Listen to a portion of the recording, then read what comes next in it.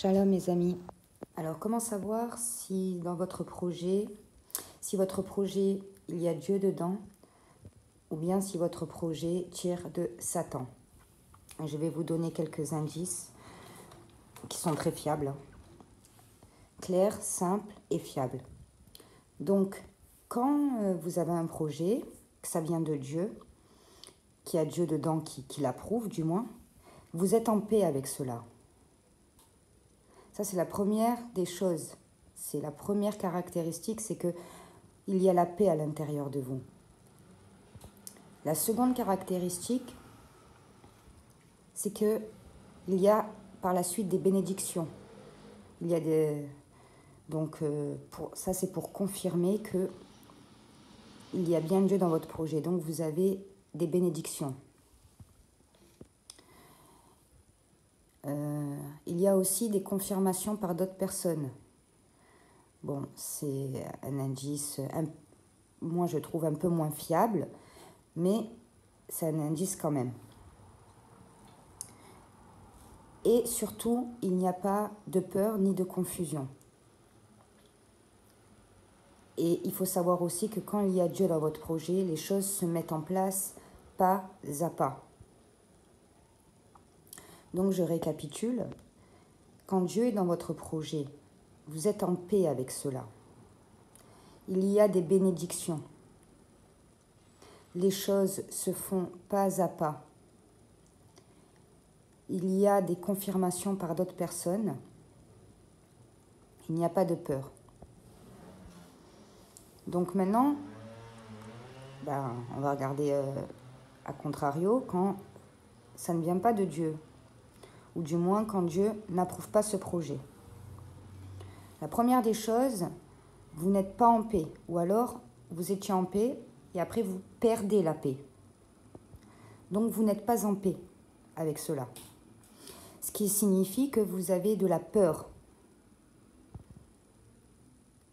S'il y a de la peur, il n'y a pas Dieu. Automatiquement. Il n'y a pas Dieu dans votre projet.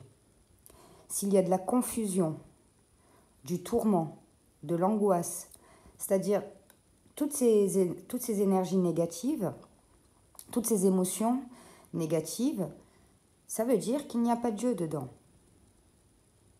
Ça veut dire que ça vient du malin. Et quand ça vient du malin, les choses se font précipitamment. Quand ça vient du malin, les choses sont éphémères. Comme on va dire, voir quelqu'un pour des relations charnelles. Un exemple parmi tant d'autres.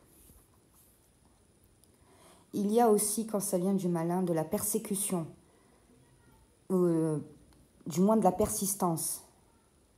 Il y a de la persistance. Je donne un exemple en lien avec les flammes jumelles. Non, il faut que tu l'attendes, il faut que tu l'attendes, il faut que tu travailles sur toi, il faut vous réunir, c'est important pour sauver l'humanité, pour réveiller les consciences. C'est persistant. Dieu ne vous forcera jamais à faire quoi que ce soit.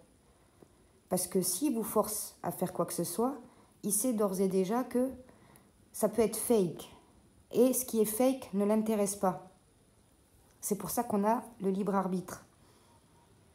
Ça, c'était une petite parenthèse. Donc, je récapitule. Quand ça ne vient pas de Dieu, il n'y a pas de paix. Il y a de la peur. Il y a de la confusion. Il y a du tourment. Il y a de l'angoisse, donc que des émotions négatives. Les choses se font précipitamment. Ça ne se fait pas doucement.